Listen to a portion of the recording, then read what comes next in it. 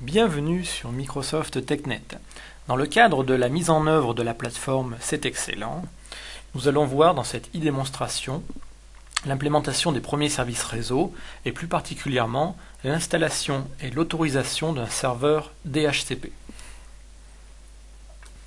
La plateforme C'est excellent est pour l'instant composée de deux serveurs qui sont deux contrôleurs de domaine, DC1-siège et DC2-siège. L'installation du service DHCP qui va être fait durant cette e-démonstration se fera sur la machine dc2-siège.cetexcellent.de. L'Active Directory étant maintenant bien configurée en termes de DNS et de répartition des rôles FSMO, on va commencer à installer les premiers services réseau.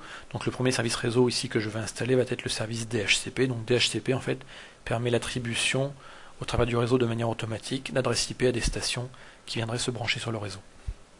Donc on va installer ce service sur la machine DC2-siège. Donc pour cela je clique sur démarrer, panneau de configuration, ajout suppression de programme. Je viens me placer sur ajouter ou supprimer des composants Windows.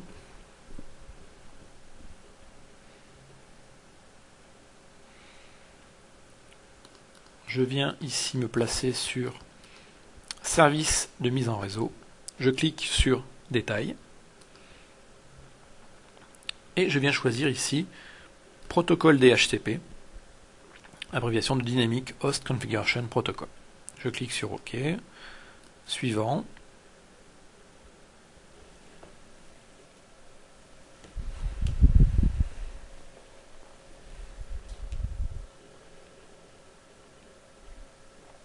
Donc mon CD-ROM d'installation était présent dans le lecteur, donc il est allé automatiquement chercher les fichiers nécessaires.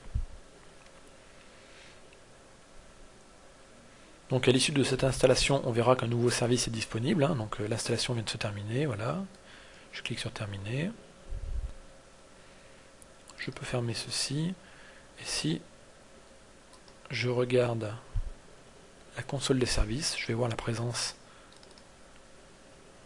de nouveaux services. Déjà ici on retrouve la console DHCP qu'on va aller voir juste après.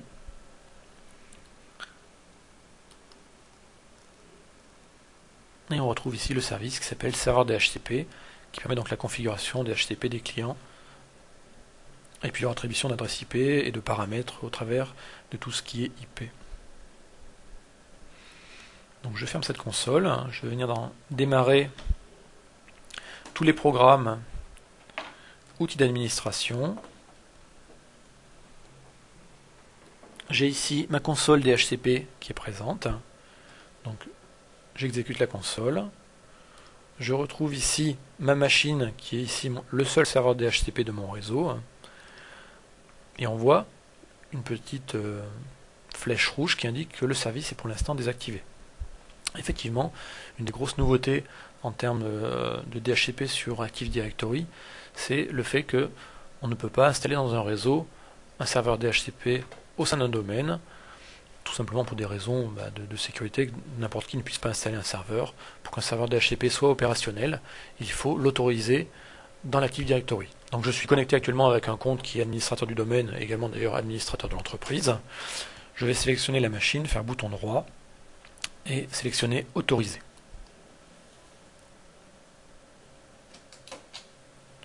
Je vais rafraîchir la console et je vois ici que la petite flèche rouge est devenue verte, donc le serveur DHCP est cette fois-ci opérationnel.